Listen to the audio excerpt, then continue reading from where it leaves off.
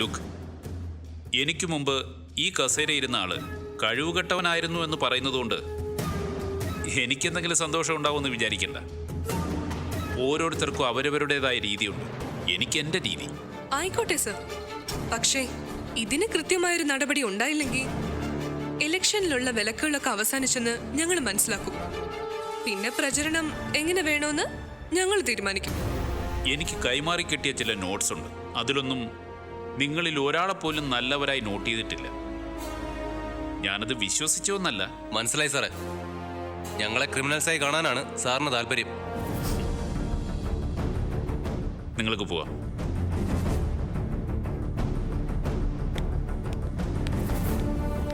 രംഭ,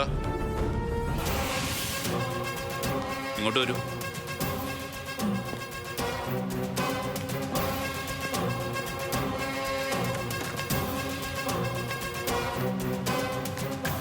എന്താ സർ? അവർ ഈ കോളേജിലെ സ്റ്റുഡൻസ് മാത്രമാണ്, താനതല്ല. മാനേജ്മെന്റിന്റെ അവകാശി കൂടിയാ. സോ കുറച്ച് ഗൗരവത്തിൽ കാര്യങ്ങൾ ചെയ്യാൻ ശ്രമിക്കണം. അല്ല, എന്താ സർ ഉദ്ദേശിക്കുന്നേ? സിമ്പിൾ. കോളേജിന്റെ അധികാരി എന്ന നിലയ്ക്ക് രംഭ സ്വയം കാണരുത്. ഇതൊരു സ്റ്റുഡന്റ് എന്ന നിലയ്ക്ക് മാത്രം. ഞാൻ ഇന്ന് വരെ അങ്ങനെ തന്നെയാണ് സർ കരുതുന്നത്. അല്ലെങ്കിൽ ഈ മുറിയിൽ എനിക്കൊരു ചെയർ വലിച്ചിട്ടിരിക്കാമായിരുന്നല്ലോ. എന്റെ കുടുംബത്തെ പണം ഉള്ളതോ ഞാൻ ഈ കോളേജിന്റെ ഓണർ ആയതോ എന്റെ കുറ്റമായി മറ്റുള്ളവർ കണ്ട എനിക്ക് എന്ത് ചെയ്യാൻ പറ്റും സർ? സർ എന്തായാലും ഇതിന്റെ നടപടി വൈകിക്കണ്ട, അല്ലെങ്കിൽ ഞങ്ങൾ റിയാക്ട് ചെയ്യും.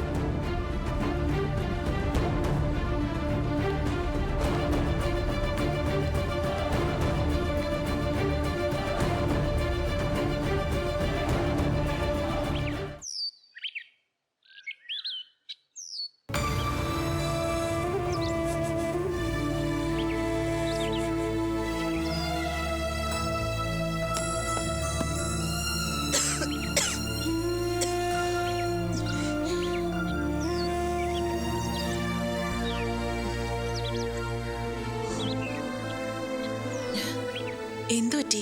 എത്ര നേരമായി? കുറേ നടന്നു. കാശ് കിട്ടിയോ?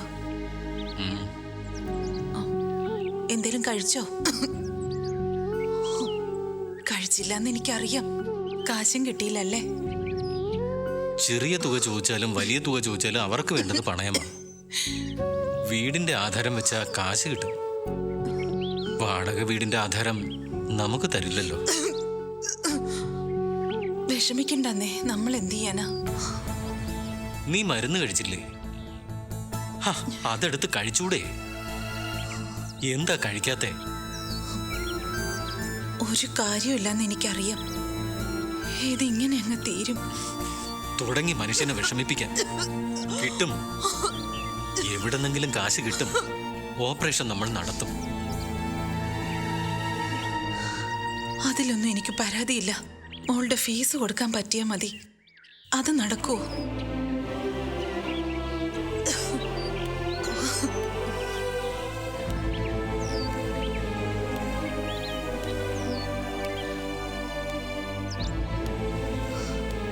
കുറച്ചു മുമ്പേ വരെ എൻ്റെ അടുത്തിരിക്കായിരുന്നു അവള്. എന്നെ കെട്ടിപ്പിടിച്ച് കുറേ കരഞ്ഞു. ഒന്ന് ചെന്നേ അവളുടെ അടുത്തേക്ക്. ഞാനില്ല. അവളുടെ മുഖത്ത് നോക്കാൻ തന്നെ എനിക്ക് പേടിയാ. ഗതിയില്ലാത്ത അച്ഛന്മാർക്ക് എപ്പോഴും ഉള്ള പേടി. അവള് പരാതിയൊന്നും പറയാറില്ലല്ലോ. ഇന്നലെ സുഷമയോട് ചോദിക്കുന്നുണ്ടായിരുന്നു അവളുടെ കൂടെ ടെക്സ്റ്റൈൽസിൽ പണിക്ക് പോരട്ടെ എന്ന്. അതിനുവേണ്ടിയാ ഞാൻ അവളെ പഠിപ്പിച്ചേ. അവൾക്ക് പഠിക്കാനുള്ള കാശ് ഞാൻ ഉണ്ടാക്കും, എങ്ങനെയെങ്കിലും ഉണ്ടാക്കും. അവൾ ഒരു പണിക്കും പോണ്ട. കിടന്നുറങ്ങിപ്പോയിട്ടുണ്ടാവും, അല്ലെങ്കിൽ ശബ്ദം കേൾക്കുമ്പോ വന്നേനെ. ഒന്ന് പോയി വിളിച്ചേ. അവളെന്തെങ്കിലും കഴിച്ചായിരുന്നോ? എനിക്ക് കോരിത്തന്നിട്ട് അതിന്റെ ബാക്കി കഴിച്ചു. അവൾ എല്ലാത്തിനോടും പൊരുത്തപ്പെട്ട് തുടങ്ങി. ചിലപ്പോ തോന്നും ഒരു പരാതിയും പറയാതെ അവൾ ഇങ്ങനെ ഇരിക്കാതെ എന്നെ ഒന്ന് ശപിച്ചാലോ ഒന്ന്. ഇക്കാലത്ത് അവളെപ്പോലൊരു കൊച്ചുണ്ടാവോ? മുഖം മുഷിഞ്ഞ് എന്തേലും അവള് നമ്മളോട് സംസാരിച്ചിട്ടുണ്ടോ? അതാ നമ്മുടെ ആകെയുള്ള സമ്പാദ്യം. ഞാൻ ചെന്നൊന്ന് വിളിക്കട്ടെ.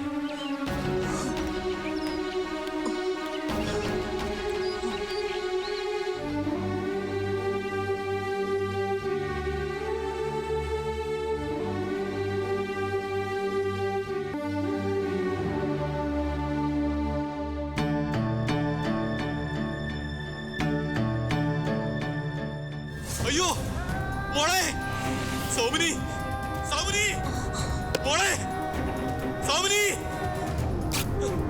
മോളെ സൗമിനി മോളെ സൗമിനി മോളെ മോളെ സൗമിനി അയ്യോ മോളെ മോളെ പിടിക്ക് മോളെ മോളെ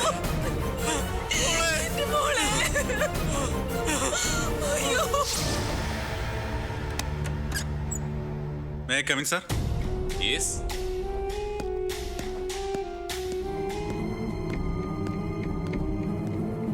ഋഷി ഇരിക്കും. Thank you, sir.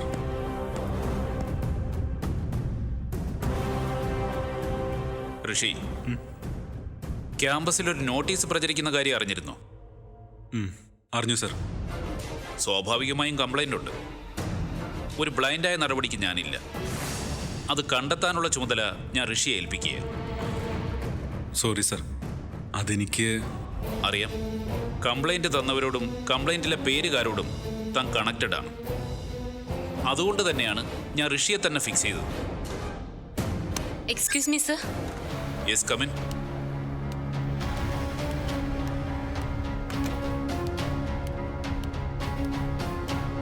Good morning sir. ഋഷി,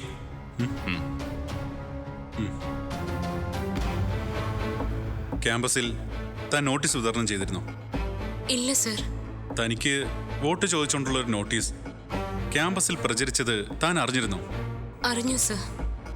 അത് വിതരണം ചെയ്തത് ആരാണെന്നാണ് ചോദ്യം. എനിക്കറിയില്ല. താൻ തൻ്റെ കൂട്ടുകാരോട് ചോദിച്ചില്ലേ? ചോദിച്ചു, പക്ഷേ അവർക്കറിയില്ല. പിന്നെ തന്നെ ജയിപ്പിക്കാൻ വേണ്ടി ആകാശത്തുനിന്ന് പറന്നു വന്നതാണോ? പ്രചരണങ്ങൾ നിഷേധിച്ച ക്യാമ്പസിൽ നിങ്ങളത് തുടങ്ങി വെച്ച മറ്റുള്ളവരത് അനുകരിക്കില്ലേ?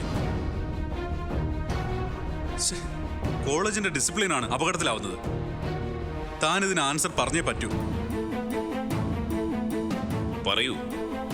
സർ, കോളേജിന്റെ ഒരു ചട്ടവും ലംഘിക്കാനുള്ള ധൈര്യം എനിക്കില്ല. ഒരുപക്ഷെ പ്രചരണത്തിന് പൈസ ചെലവാകും എന്ന അവസ്ഥ ഉണ്ടായിരുന്നെങ്കിൽ ഞാൻ മത്സരിക്കാൻ തന്നെ ഇറങ്ങില്ലായിരുന്നു.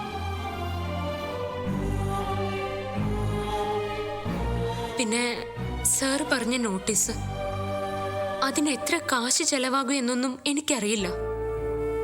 അതൊരു 100 രൂപയായാൽ പോലും അതെന്റെ കയ്യിലില്ല.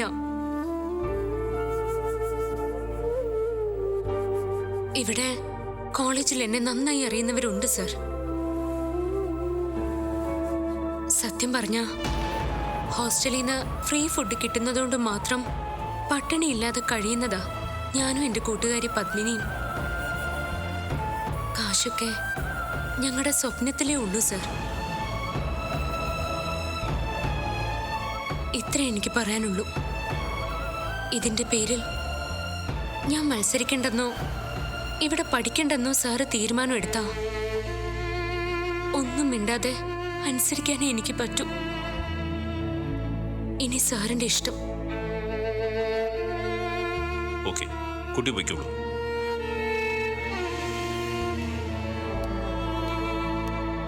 എന്താ ഋഷി, തൻ്റെ ഒപ്പീനിയൻ എന്താ? ആ കുട്ടി പറഞ്ഞതൊക്കെ വാസ്തവമാണ്, സാർ. ഞാൻ രാഷ്ട്രീയത്തിലെ ചില അടവുകളുണ്ട്. എതിരാളിയെ അടിക്കാൻ സ്വന്തം ചിലവിൽ വടിവെട്ടുക. അങ്ങനെയാവാം. എന്തായാലും നമുക്ക് അന്വേഷിക്കാം. Now you can go. Thank you, sir. And one more thing, താൻ തൻ്റെ ഡ്യൂട്ടി നന്നായി ചെയ്തു. Thank you, sir.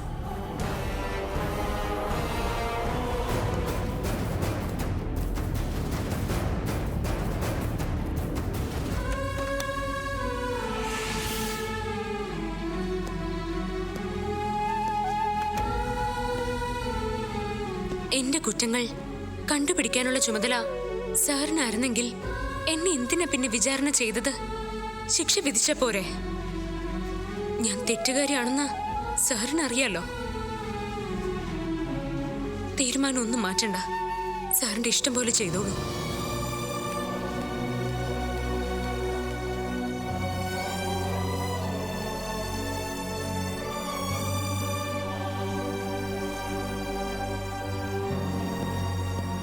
ഓ, നിന്നെ ചോദ്യം ചെയ്യാനുള്ള ചുമതല സാറ് സ്വയം ഏറ്റെടുത്തതാവും. എന്തു പറ്റി സാറിന്? സാർ ഇങ്ങനെയൊന്നും ആയിരുന്നില്ലല്ലോ. മനുഷ്യര് സാഹചര്യങ്ങൾക്കനുസരിച്ച് മാറും മണികണ്ട, അത് സ്വാഭാവിക. എന്ത് സാഹചര്യം? എനിക്ക് തോന്നുന്നത് രമ്പയുടെ വീട്ടുകാരെല്ലാരും കൂടി സാറിനെ പിടിച്ച് വരട്ടിയിട്ടുണ്ടാവുന്ന. ഏയ്, അതിനൊന്നും സാറ് വഴങ്ങില്ല. പിന്നെന്താ ഇപ്പൊ പറ്റിയേ? ആ, ദേ, സാറ് പോന്നു. നീ തന്നെ ചോദിച്ചു സാർ. ചെല്ല്. സാർ ഒരു കാര്യം ചോദിച്ചോട്ടെ? എന്താ? കബനിയെ നന്നായിട്ട് അറിയാവുന്ന സാറിന് ആ നോട്ടീസ് കബനി വിതരണം ചെയ്യില്ലെന്ന് മനസ്സിലാവില്ലേ? ഇല്ല, എനിക്കിപ്പോൾ ആരെയും മനസ്സിലാക്കാൻ പറ്റാറില്ല. അതെന്താ കാരണം? ഈ നോട്ടീസ് അടിച്ചതും വിതരണം ചെയ്തതൊക്കെ രമ്പയായിരിക്കും സാറിന് എന്താ തോന്നാത്തത്? അവൾക്കല്ലേ ഞങ്ങളുടെ ശത്രുത. പരാതികൾ പ്രിൻസിപ്പാളിനോട് പറഞ്ഞാൽ മതി. മത്സരിക്കാൻ ഇറങ്ങുമ്പോൾ എന്തു നേരിടാനുള്ള ചങ്കൂറ്റം ഉണ്ടെന്നാണല്ലോ. വലിയ വലിയ സ്ഥാനങ്ങൾ മോഹിക്കുന്നവർക്ക് ഇത്തരം പരീക്ഷണങ്ങളും ഉണ്ടാവും. പക്ഷെ സാർ, എനിക്ക് ഈ കാര്യത്തിൽ അഭിപ്രായമൊന്നുമില്ല. പത്മിനി, നമ്മളൊന്നും ചോദിക്കണ്ട, നമ്മൾ തെറ്റുകാരാ. സാർ,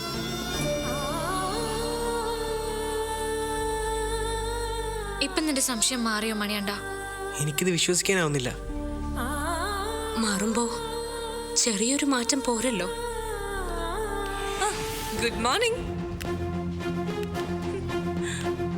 എങ്ങനെയുണ്ട് പ്രചരണം? എന്തായാലും മുകളിൽ നിന്ന് നോട്ടീസ് പറന്നു വന്ന കാഴ്ച അതിമനോഹരം അല്ലേ ചിന്ത? പിന്നെ സ്റ്റൈലായിരുന്നില്ലേ? ഓട്ട് ഫോർ കബനി. ഇനിയിപ്പോ നമ്മളൊപ്പം ചെയ്യേണ്ടി വരും അല്ലേ രമ്പ? അതെ, സൂക്ഷിച്ചു മതി. ആദ്യം നിയമം ലംഘിച്ചവർക്കുള്ള ശിക്ഷ വരട്ടെ. നടപടിയെടുക്കാതെ പ്രിൻസിപ്പലിന് വേറെ മാർഗം ഉണ്ടാവില്ല. ഇപ്പൊ സഹായികളും ഇല്ല. അതറിഞ്ഞുകൊണ്ട് തന്നെ ആണല്ലോ നീ ഇതൊക്കെ ചെയ്തത്. സത്യം പറ, ആ നോട്ടീസ് അടിച്ച് വിതറിയത് നീയല്ലേ? അല്ലാന്ന് പറയണ്ട. നിനക്കല്ലാതെ മറ്റൊരാൾക്കും ഈ ക്യാമ്പസിൽ അങ്ങനെയൊന്നും ചിന്തിക്കാൻ പോലും കഴിയില്ല. ശരി, ഞാൻ ഒഴിഞ്ഞു മാറുന്നില്ല.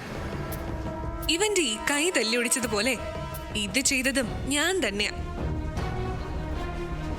പക്ഷേ പഴയതുപോലെ CCTV സൂം ചെയ്ത് നോക്കിയാലൊന്നും തെളിവ് കിട്ടില്ല. എല്ലാം ഭദ്രം. ഞാൻ നിനക്ക് വേണ്ടി നോട്ടീസ് അടിക്കാന്ന് പറഞ്ഞ പെട്ടെന്ന് ആർക്കും വിശ്വസിക്കാൻ പറ്റില്ല.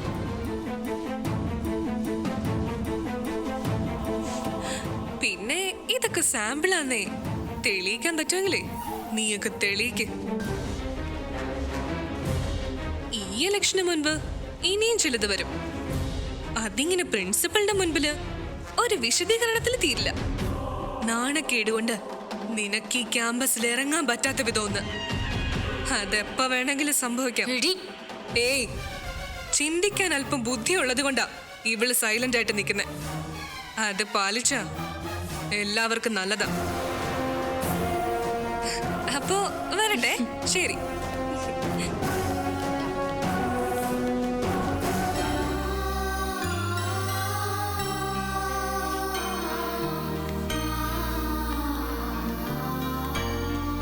കബനി, താനെന്തോന്ന് പറയാതിരുന്നേ? പറഞ്ഞിട്ടിപ്പ എന്താ? അവളെല്ലാ പഴുതുകളും അടച്ചിരിക്കുക. നമ്മള് 3 പേരും അല്ലാതെ ഒരാള് പോലും ഇപ്പൊ കൂട്ടിനില്ല. പ്രിൻസിപ്പളിന്റെ തീരുമാനം വരട്ടെ, അപ്പൊ നോക്കാം നമുക്ക്.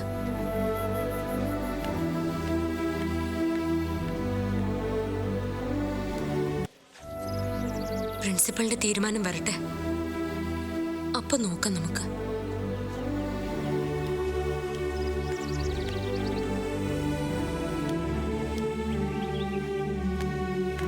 കബനി, ആ, സ്വാതിയുടെ കാര്യം അറിഞ്ഞോ? എന്തു പറ്റി? ആ കുട്ടി ആത്മഹത്യക്ക് ശ്രമിച്ചു. അയ്യോ, ആത്മഹത്യക്കോ? എന്തിനാ? വെയിൻ കട്ട് ചെയ്തതാ.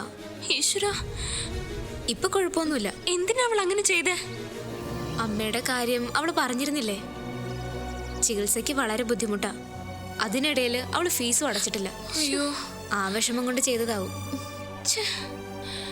അല്ല, ഇത് കോളേജിൽ എല്ലാവരും അറിഞ്ഞോ? ഇല്ല, ശ്രുതി വരുന്നത് അവളുടെ തൊട്ടടുത്തുനിന്നല്ലേ, അങ്ങനെ അറിഞ്ഞത്. എടി, നമുക്കൊന്ന് അവിടെ വരെ പോണല്ലോ. പാവം, എപ്പോഴും വീട്ടിലെ കാര്യം പറഞ്ഞ് കരയുന്നത് അവള്. മണികണ്ഠ, എല്ലാവരും കൂടി ചെന്നാ ചിലപ്പോ അത് അവൾക്ക് വിഷമാവും. ഞങ്ങൾ പോയൊന്ന് അന്വേഷിച്ചിട്ട് വരാം. വാ പത്മിനി.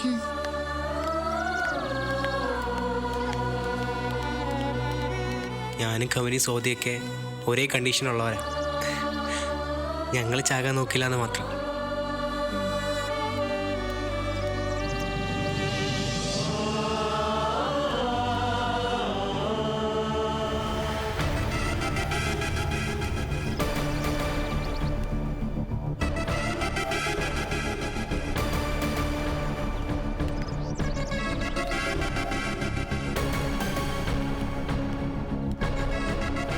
പ്രതീക്ഷിച്ചതുപോലെ ഒന്നും സംഭവിച്ചില്ല. ഇതിപ്പോ എന്താ, പ്രിൻസിപ്പൾ അവളെ വിളിപ്പിച്ചു, ജസ്റ്റ് വിശദീകരണം ചോദിച്ചു, അവള് ഭംഗിയായി നിഷേധിച്ചു. അതുകൊണ്ട് നമുക്കെന്താ ഒരു ഗുണം? വെറുതെ നമ്മുടെ ചെലവില് അവൾക്ക് പബ്ലിസിറ്റി ഉണ്ടാക്കി കൊടുത്തു, അത്ര തന്നെ. രംഭ, ഇനി ഇത്തരം കാര്യങ്ങളൊന്നും ആലോചിക്കണ്ട. എന്തൊക്കെ പറഞ്ഞാലും പ്രിൻസിപ്പളിന്റെ മുന്നില് അവളുടെ ഇന്നസെൻസിനൊരു വാല്യൂ ഉണ്ട്. പിന്നെന്താ കാര്യം? അവൾ ശിക്ഷിക്കപ്പെടുമെന്ന് ഞാൻ ഒരിക്കലും കരുതിയിട്ടില്ല. പിന്നെ കഴിഞ്ഞ ദിവസം ഞാനൊരാളെ പരിചയപ്പെട്ടായിരുന്നു. കൊട്ടാരമുറ്റത്തെ ബന്ധുവാ, വൺ മിസ്റ്റർ മോഹനചന്ദ്രൻ നായർ. പഴയ കക്ഷിയാ. ഒരിക്കൽ പോലും MLA യോ മന്ത്രിയോ ഒന്നുമാകാത്ത ഒരു രാഷ്ട്രീയക്കാരൻ. പക്ഷേ പുള്ളിയെ എല്ലാവർക്കും പേടിയാ. പലരും MLA യും മന്ത്രിയും ആയതിന്റെ പുറകിൽ പുള്ളിയാ. ഒരു ദിവസം ഉച്ചവരെ കൊട്ടാരമുറ്റത്തുണ്ടായിരുന്നു. അപ്പോഴാ നമ്മുടെ കോളേജ് ഇലക്ഷൻ ഡിസ്കഷന് വന്നത്. പുള്ളി എനിക്ക് പറഞ്ഞു തന്ന ആദ്യത്തെ പാഠം സ്റ്റെപ്പ് 1. ഒന്നാമത്തെ പ്രവർത്തനത്തിൽ നിന്ന് ഡയറക്റ്റായി നമ്മൾ ലാഭമൊന്നും പ്രതീക്ഷിക്കരുത്. രംഭ, എന്ന് വെച്ചാൽ സ്നേഹത്തിനായാലും ശത്രുതയ്ക്കായാലും ആദ്യം അതിനൊരു ബേസ് വേണം. അതിന് മുകളിലേ നമുക്ക് എന്തും കെട്ടിപ്പൊക്കാൻ പറ്റും. താനൊന്ന് തെളിച്ചു പറ. പറയാം. ഇന്നത്തെ വിഷയത്തില് കബനി ശിക്ഷിക്കപ്പെടില്ല, ഷുവർ. പക്ഷേ പ്രിൻസിപ്പളിന്റെ മുന്നിൽ, കുട്ടികളുടെ മുന്നിൽ നമുക്കൊരു ക്വസ്റ്റ്യൻ മാർക്ക് വീണ് കിട്ടും. അപ്പോ അടുത്ത ഇഷ്യൂ ഉണ്ടാവും. അപ്പോ മാത്രമാണ് ഒരാളുടെ പേരിൽ കുറ്റം ചാർത്തപ്പെടുക. അടുത്ത തവണ ഒരു ഇഷ്യൂ ഉണ്ടാകുമ്പോ കംപ്ലൈന്റ് ചെയ്യുന്നത് നമ്മളാവരുത്. അത്രേ ഉള്ളൂ. മനസ്സിലായോ? മനസ്സിലായി. പക്ഷേ എന്താ നെക്സ്റ്റ് ഇഷ്യൂ? വെയിറ്റ്. ഇലക്ഷൻ ഇനിയും ദിവസമുണ്ട്. അതിനിടയിൽ എന്തെങ്കിലും ഒന്ന് നമുക്ക് വീണ് കിട്ടും. ഋഷി പോലും അവൾക്കെതിരെ ഷൗട്ട് ചെയ്യുന്ന രീതിയിൽ. അതിനാണ് നമ്മുടെ ആലോചന വേണ്ടത്. അക്കാര്യത്തിലൊരു നല്ല ഐഡിയ ആർക്കും പറയാം. ആലോചിച്ചാ മതി. എനിവേ, ആദ്യം നമ്മൾ ചെയ്യേണ്ടത് പ്രിൻസിപ്പലിന് കൊടുത്ത കംപ്ലൈന്റ് പിൻവലിക്കുക. താൻ എന്താ ഈ പറയുന്നത്? വിശ്വാസ്, അതാണ് പൊളിറ്റിക്സ്. കോളേജിന്റെ സമാധാന അന്തരീക്ഷം നിലനിൽക്കാൻ നമ്മൾ ആഗ്രഹിക്കുന്നു. ഇലക്ഷൻ ശാന്തമായി നടക്കാൻ നമ്മൾ പരാതി പിൻവലിക്കുന്നു. അത്ര തന്നെ. എനിക്കെന്തോ പരാതി പിൻവലിച്ചത് കൊണ്ട് ഗുണം ഉണ്ടാവുമെന്ന് തോന്നുന്നില്ല. ഉണ്ടാവും. നമ്മൾ ആരോടാ പൊറുക്കുന്നത്? എതിർ സ്ഥാനാർത്ഥിയോട്. അതിനൊരു ഗ്രേസ് മാർക്ക് ഇല്ലേ? ഉണ്ട്. അതങ്ങ് പ്രിൻസിപ്പളിന്റെ മേശപ്പുറത്ത് കിടക്കും. അടുത്ത പരീക്ഷണത്തില് ആ ബേസിലാണ് നമുക്ക് മാർക്ക് ഇടുക. അപ്പൊ എങ്ങനെയാ, പാസ്സായില്ലേ? അതൊക്കെ, ബട്ട് ഒരു സംശയവും വേണ്ട. കബനിക്കെതിരെ ഇനി നമ്മൾ എന്ത് ഇഷ്യൂ ക്രിയേറ്റ് ചെയ്താലും അവൾക്ക് സിമ്പിളായി ഒഴിഞ്ഞു മാറാൻ പറ്റില്ല. അടുത്ത തവണ അവള് ശിക്ഷിക്കപ്പെട്ടിരിക്കും. കനത്ത ഒരു ശിക്ഷയോ സസ്പെൻഷനോ നോമിനേഷൻ ക്യാൻസൽ ആവാൻ കാരണമാകും. തൽക്കാലം നമ്മൾ നമ്മുടെ ചിന്തയെ സർവശ്രീ മോഹനേന്ദ്രൻ നായർക്ക് വിട്ടുകൊടുക്കുന്നു. ഓക്കെ, വാ.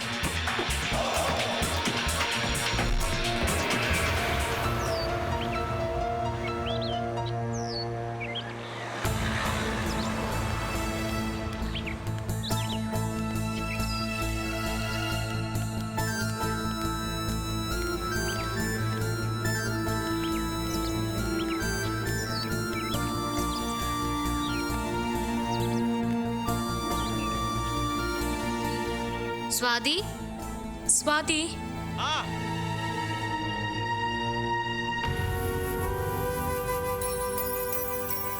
ആരാ? സ്വാതി ഇല്ലേ? ഉണ്ട്. ഞങ്ങള് കോളേജിൽ നിന്നാ.